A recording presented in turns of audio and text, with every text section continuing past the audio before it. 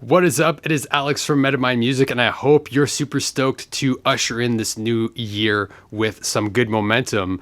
And in this video, I thought I would do something different and give you a little bit of a tour of my space. I've rearranged it a little bit, had some fun. So I thought it would be a cool opportunity to just hang out and shoot the shit, so to speak, in the studio and show you around. Hey yo, it's Alex from Metamind Music, and as always with this channel, it's my mission to help you, the artist, the musician, the producer, produce themselves by developing their mindset, expanding their creativity, and connecting to their inner artist in a deeper way. So let's jump into this home studio tour.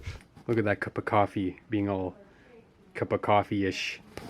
So vibes, this is a kind of zoomed out view of the beautiful space I am so fortunate enough to be able to work out of. And I thought that we could just give you a little tour and give you a show around. So let's do a little walkthrough real quick, and we'll kind of zoom in as we go to different things. We kind of got everything you would ever want, ever need to be making music. This is the main work desk. Ooh, the chair, the guitar, all this stuff. And yeah, there's me in the window. I mean the mirror. So yeah, let's have some fun and talk about some of the stuff in here. What I usually like to do towards the end of the year is kind of take the opportunity to reorganize and just kind of feng shui a space again. So I recently moved this furniture so that it's kind of all centered facing the workspace. Moved this table. It was organized in a different way before. So yeah, what I like to do at the end of the year is just kind of go through a bunch of papers, clear out the drawers, try to organize things so everything has its place. And I'm kind of a little digging what it's looking like right now. All right, so as we walk in the space, you'll notice there's a bunch of beautiful art all over the place. And I like to surround myself with significant pieces of art that I love and that are important to me just to keep me inspired. There's a bunch of sculptures here, and most of the sculptures you'll see down here are my dad's work. My dad is actually an amazing sculptor. Here's some hilarious pregnant woman renditions, but he is pretty amazing. So we'll see more of his work as we move on. Some more of his work again. There's my certificate, my diploma there for audio engineering. And music engineering and all that stuff. So that's great. I have two glasses for if I want to, you know, clash glasses with somebody who's hanging out down here. Here's the artwork for Dizzy Mystics. Love how crazy and weird it is. So definitely check out Wanderlost if you haven't already. It's on Spotify and all the places where you listen to music. It's like good fusion of all sorts of different genres, and a bunch of amazing musicians are part of this project. The best description I've heard so far is hippie metal, which is hilarious. Classic, How to Win Friends and Influence People. The Corporation, this one's pretty intense, talking about how corporations are basically psychopaths. If you were to analyze them like humans, how your brain works on music. This is a really interesting pursuit into the science of how our neurochemistry works when we listen to music. Let's keep moving on. This is an amazing piece of artwork. Let me get out of the glare.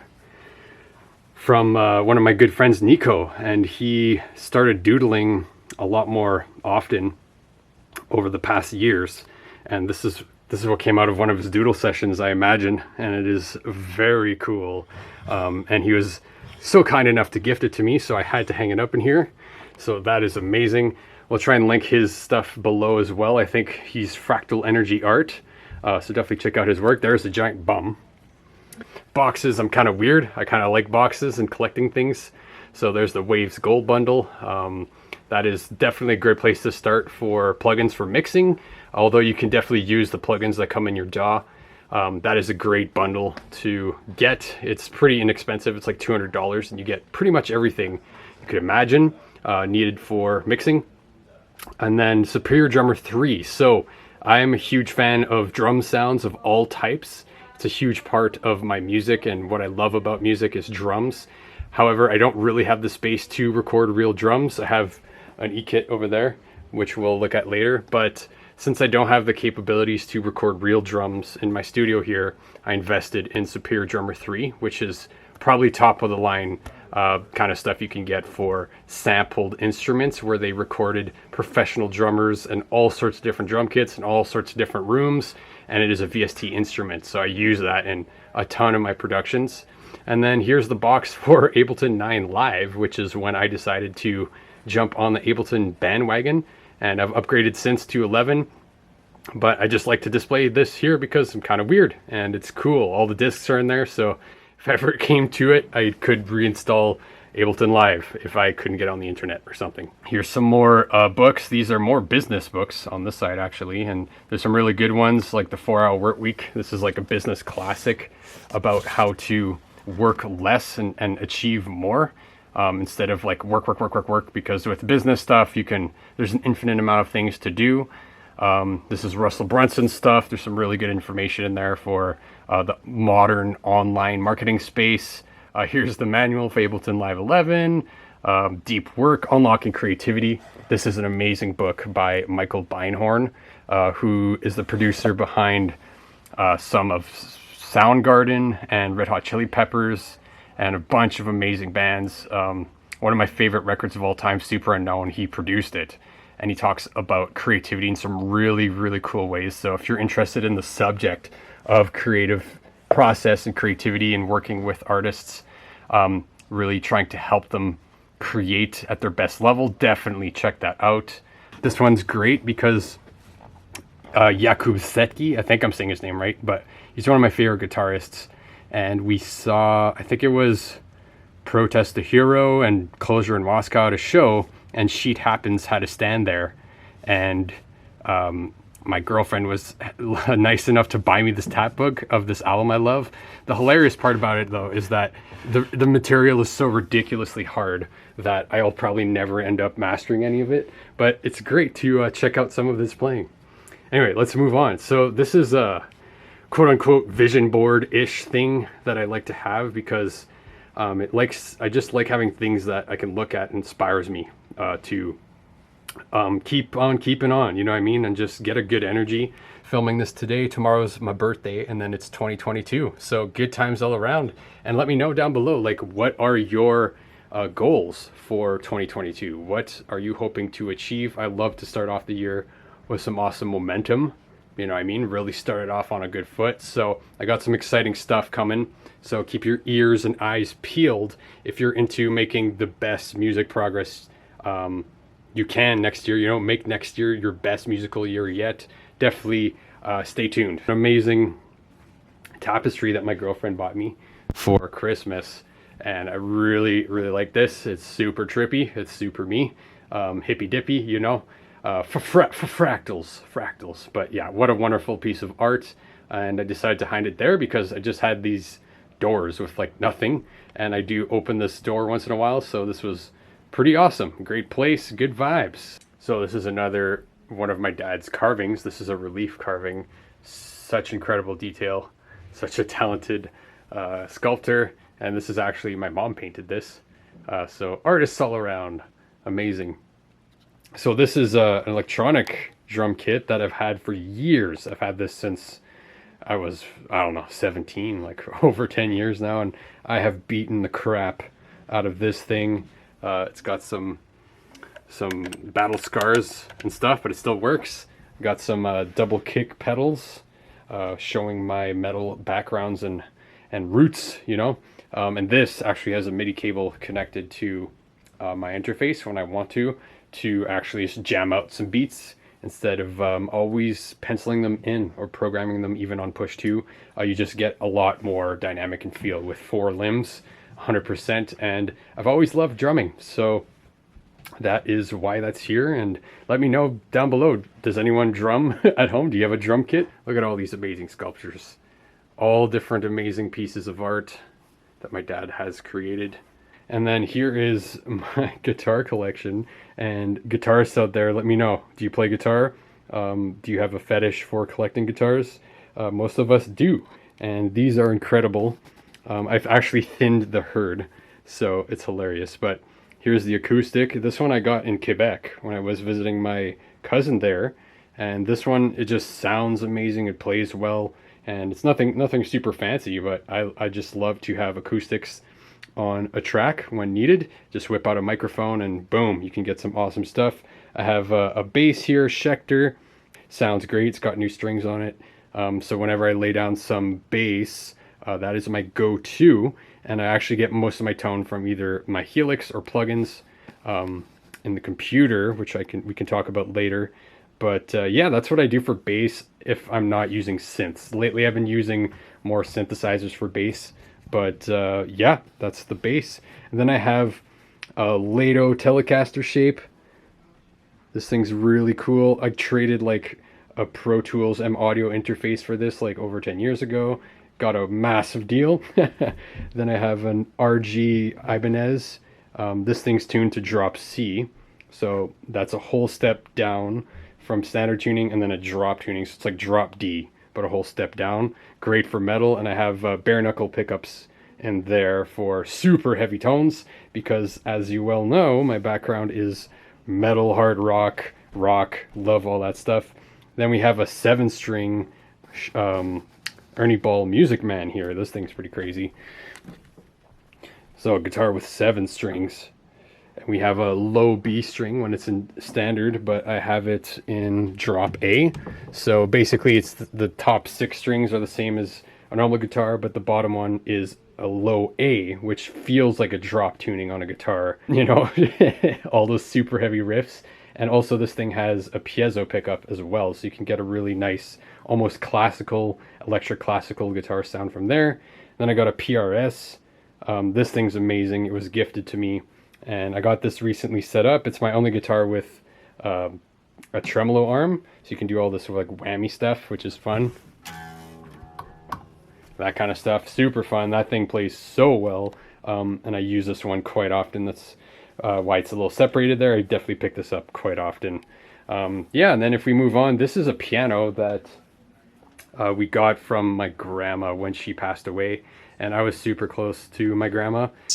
I still have part of her and our history together in my space here, and this piano is actually still in tune. Some of the keys don't work though, but sometimes I'll go ahead and plug in a mic or something, right? And then trip it out in Ableton or something. But yeah, I like having that around. It's a nice piece of memorabilia from my amazing mammy. So that's awesome. Yeah, and let's move on to this kind of the cockpit, so to speak. So yeah, let's kind of look at this. So this is the main kind of spot where I'm working most of the day for sure.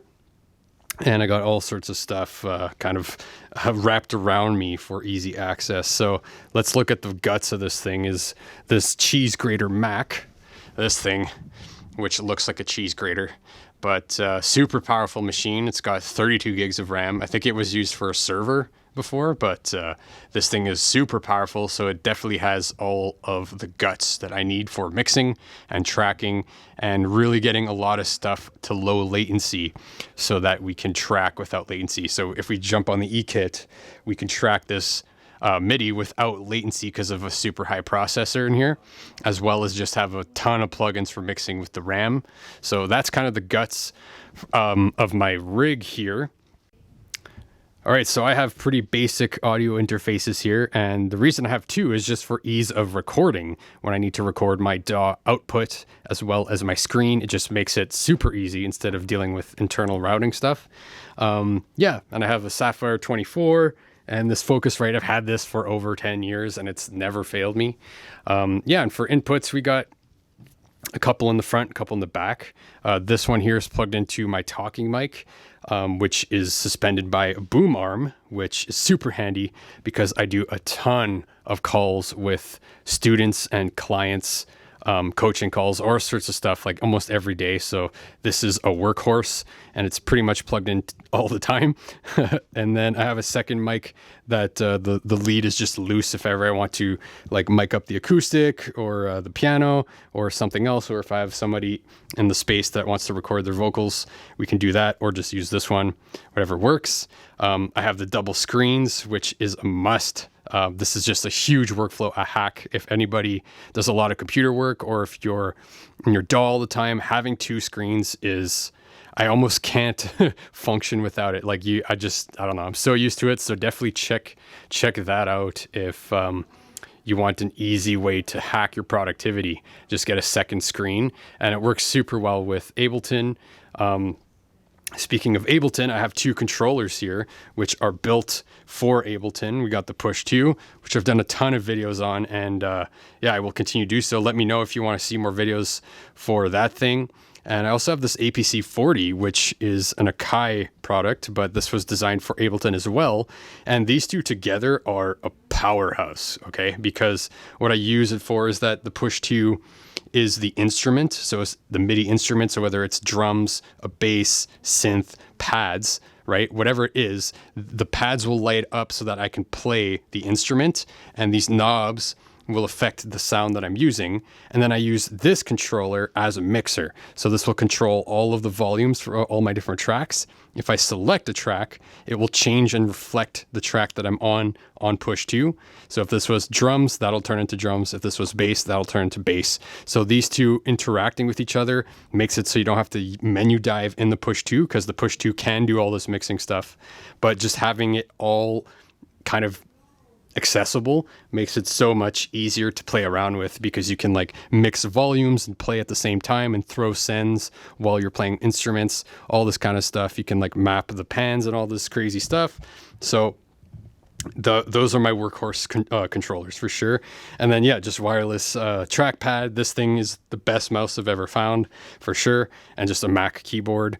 And one of the most recent additions to my studio is this is actually a standing desk. So if I stand over here, you'll see that the Push 2 and the keyboard and the monitors are all on this kind of elevated desk, and this thing is on hydraulics and can pull up. So I need two hands for this, so give me a sec. All right, so I actually pulled up the standing desk, and you get a kind of insider's view of what it looks like when I work standing up. So the microphone is attached to it, so the whole boom arm lifts up with it. So when we're standing, we can actually adjust the microphone where we need to. And the beauty of this is working standing up, which is a huge game changer for me, because I don't know, I feel like sitting down becomes quite stagnant after a while. And man, just making music standing up, you can like dance around, and you can get all tactile with it and play controllers and move over here, and then you have your pedal board, and it gets crazy. And I really enjoy it, as well as for calls and stuff. If I'm always on the computer doing calls and talking to people, then I like to stand sometimes, right? Just get that posture. So yeah, this is kind of what it looks like standing up. It's pretty awesome. Light in my face. I can still access everything I need to, my controllers, my keyboard. It's super awesome. Yeah, so let's keep moving on here. Basically, I got my two monitors for mixing here, and that is my next move to do down here, is to actually put acoustic treatment on some of the walls as well as the ceiling, and get bass traps in the corners to really fine tune my mixing process. I did have that in a other room, so I have all the foam. I just have to set it up. Yeah, so those are my two monitors, my two main ones. You'll see Gengar and Pikachu for any Pokemon fans. That was pretty much the first video game I got into. My grandma on my mom's side bought me Game Boy Color and Pokemon Blue. And I remember at the intro of that game, there was a Gengar and a Pikachu going at it as the credits were loaded. So that's why they're there. And I never made that conscious choice. They're just two of my favorite Pokemon, and they're great pieces of decor. So that's why they're there. Yeah. And like, if we go farther out, these two other speakers, they used to be hooked up to an amp for reference, for checking different speakers when you're mixing, and I will set those up once again. I just moved the amp for now. So yeah, that's kind of where they're at. Got a little guest here, Mrs. Mammy. Hey, Mammy. You're on camera. She wants to be the star of the show. So we have a cat wandering here once in a while, for sure. Yeah, zoom in. This is another guitar. This is actually my newest guitar, which is my number one. Definitely the one I play the most. And you'll notice this one is shaped super uniquely, and it's super light. So if I grab this thing, it is like a feather. Like, this thing weighs nothing. And the neck at the back has a rib. I don't know if you can see that. It has a rib which is very unique for a guitar neck, and it has no headstock. Okay. And aside from a stylistic thing, I know some people think this looks ridiculous for a guitar. I actually really like the look. And the functional part of not having a headstock is that when you're wearing a guitar, it doesn't weigh on your shoulder as much, and it's less head heavy. So the guitar doesn't want to fall down. It just holds itself up because it's so light and it has no head weight. So yeah, that's the one. And if we zoom in here, you'll notice that the frets are fanned. So they start out straight, but then they get trippier and trippier, and they actually have quite a bit of an angle the higher you go. And this is actually for ergonomics. When you go higher on the neck, your wrist naturally turns. So this guitar is a beautiful piece of work for sure. And I had to get a special stand for it because my other stand held it by the headstock, and this one doesn't have a headstock. So that's a little glimpse to that. And then yeah, back here we actually have some more inspiration, some vinyls. And I highly suggest you check out all of these albums right now. Just kidding, but here's some of my favorite artists and albums of all time for sure. So that's some Steely Dan, Aja. All of Steely Dan is amazing. Definitely check it out. Frank Zappa. You cannot go wrong with Frank Zappa. He has some crazier stuff, but Overnight Sensation and One Size Fits All, amazing. Like, they are amazing albums. We've got Jeff Beck, Blow by Blow. He's one of my favorite guitarists. Huge inspiration for me, and I just love the kind of jammy nature of the 70s. They were onto something, the kind of jazz rock fusion of the 70s.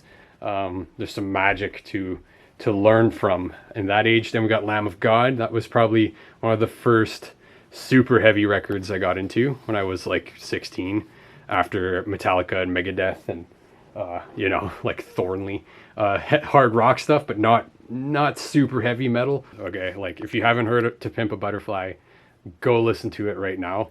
I was into hip hop and rap when I was growing up quite a bit.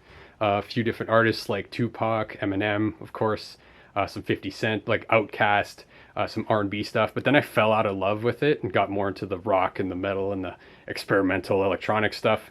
But that album in particular, To Pimp a Butterfly, got me back into hip hop right when it came out, which I think's around 2012 or something. I'm not exactly sure. But yeah, that album reinvigorated my interest in hip hop because it is so ridiculously good. So definitely check that out. So here is my custom Rev amp, Generator 740, which is my workhorse for when we played live with Dizzy Mystics, and I really hope that happens again, but I really don't know what the future holds. So here's hoping. But anyway, this is my main machine for playing live. It is an amazing amp, and I actually worked for Rev Amplification for a while, and such an amazing company, such amazing people, and amazing amps. Like, I have not heard amps that sound this amazing. And their HQ, like where they make the amps, is in Manitoba here. So really cool stuff. You'll see that there's like custom Dizzy Mystics logo. There's my name, see-through glass, little spiral, all this awesome stuff. Such a really cool amp. And if we zoom down here, you'll see that I have this 2 notes live. And what this is basically allows you to record your amp's output directly into your interface without having to mic a cab. And the reason is to really get tone out of a guitar amp and cab, you really have to crank it. And I'm not in the environment to be cranking amps when I record guitars, just because I don't have the best sounding room, and there's other people who live here, and they would probably get driven nuts by me blasting an amp all the time. So what this does is it allows me to crank the amp like crazy, like you would through a normal cab, but it acts like a cabinet load and then spits out the signal into your audio interface and uses cab emulation. So it is a good alternative for miking up a cab, and I can get some killer guitar tones out of this thing. So such an amazing thing. There's some guitar pedals, like another Rev G3, an Avalanche Run by Earthquaker Devices. That's a really cool delay unit.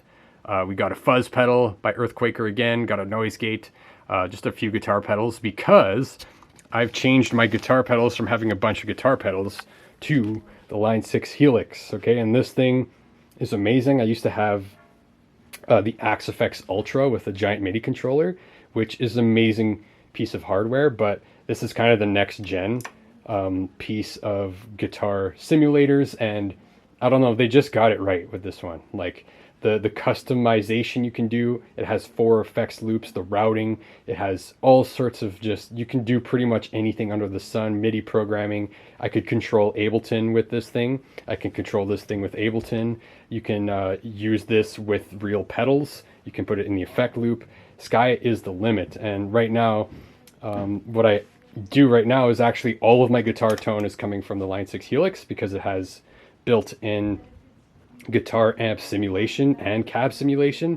So you could literally just plug this into your computer and use it for your tone, or you could use this live as well. You could plug this straight into a PA and then just use the tone from the Line 6 Helix. But for live, I much prefer to use a real amp through a real cab, and then I just use this for effects. But in the studio, when I'm here, I just go ahead and just use this because it's a lot easier to just change and experiment with different sounds on the fly. And then we have like a volume thing. Got to have your volume. This is for a wah most of the time. This is an overdrive tuner, must-haves for guitar. And then this thing is the newest edition. This is a Novation Launch Key 61. And the whole reason for this is hilarious, is because I actually started playing piano when I was a kid before playing guitar. And I didn't get too far because, I don't know, my teacher kind of sucked. And I didn't want to practice. I just wanted to play music and create fun stuff, and nothing has really changed. That's pretty much still how I am. But anyway, I used to play piano a little bit, and I just find that I come up with ideas on the piano different than on the push 2, okay? Because I'm quite proficient at the push 2. I drum a lot, so my rhythm is decently developed. However, when I go to the piano, I don't really know anything. Like, I don't know any of my circle of fifths or sharps and flats or theory or anything. So I just kind of just find stuff that I like. And I don't know, I can still find stuff that I really like. And I enjoy the fact that I don't really understand too much of piano theory. And I use that as leverage to just allow me to create stuff without thinking about it too much. Versus guitar, sometimes I get too thinky about it. Yeah, so let me know. Do you play piano? What do you play an instrument? Do you feel like too thinky if you get into theory, or do you use theory as a helpful tool? And hey, if you're just getting started with music production and feeling completely overwhelmed by the process, or if you've been at this for a while but are having trouble finishing projects, or if you just want to get a glimpse inside my personal workflow, I've created a super easy to follow 7-step framework that helps you go from your very first ideas all the way to a finished project. And it's super handy to have as a printout around the studio. So if you're interested in grabbing that, you can find it in the description below. And I just want to thank you for hanging out with me in my studio on the day before my birthday to usher in this new year. I hope it inspires you to move around stuff in your studio. And I'd love to hear, what are your New Year's resolutions in terms of music? What do you hope to achieve as a musical goal in the next year? I would love to know in the comments down below. And I've got some really exciting stuff that I'm going to share in the beginning of the next year to really help you skyrocket your progress towards your music goals. So definitely stay tuned for that. And with that said, I will leave you and love you, and I will see you in the next year.